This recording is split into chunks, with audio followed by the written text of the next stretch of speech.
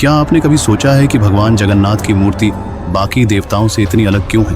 न पूरे हाथ हैं, न पैर हैं, आंखें इतनी बड़ी हैं और चेहरा भी आम मूर्तियों जैसा नहीं दिखता। क्या ये कला अधूरी रह गई थी या फिर कोई दिव्य रहस्य है? ये कोई सामान्य मूर्ति नहीं, बल्कि स्वयं भगवान श्री कृष्ण की दिव्यता का सबसे रहस्यमय रूप है। ये कहानी शुरू होती है उस समय से जब द्वारका डूब गई थी और भगवान श्री कृष्ण ने पृथ्वी से विदा ली थी।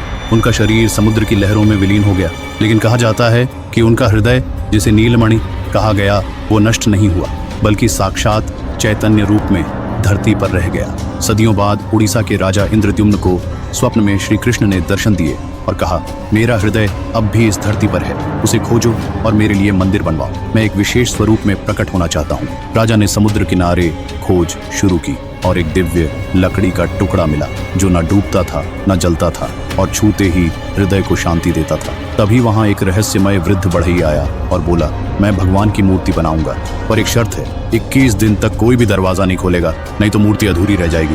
राजा ने वादा किया। बढ़ई कक्ष के भीतर चला गया। दरवाजा बंद हो गया। अंदर से कुछ दिनों तक आरी हथौड़े की आवाज आती रही, फिर सब कुछ शांत हो गया। जैसे जैसे दिन बीतने लगे, राजा को चिंता सताने लगी। 15वें दिन उन्होंने दरवाजा खुलवा दिया। अंदर वृद्ध बढ़ई नहीं था, वो गायब था, जैसे धरती ही निकल गई हो। लेकिन वहाँ 3 मूर्तियां थीं, भगवान जगन्नाथ, बलभद्र और देवी सुभद्रा की। लेकिन मूर्तियां अधूरी थी, न हाथ पूरे न पैर, आंखें बड़ी बड़ी और चेहरा अत्यंत भावुक। राजा घबरा गया। क्या मैंने गलती कर दी?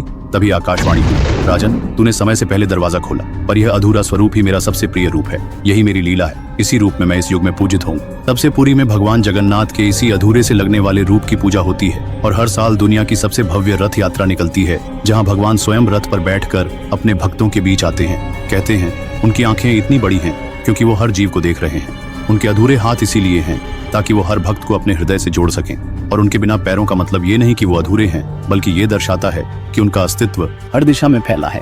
भगवान जगन्नाथ अधूरे दिखते जरूर हैं, पर वे पूर्णतम हैं। उनका यही स्वरूप हमें सिखाता है कि ईश्वर की पूर्णता हमारी आंखों से नहीं, श्रद्धा से देखी जाती है।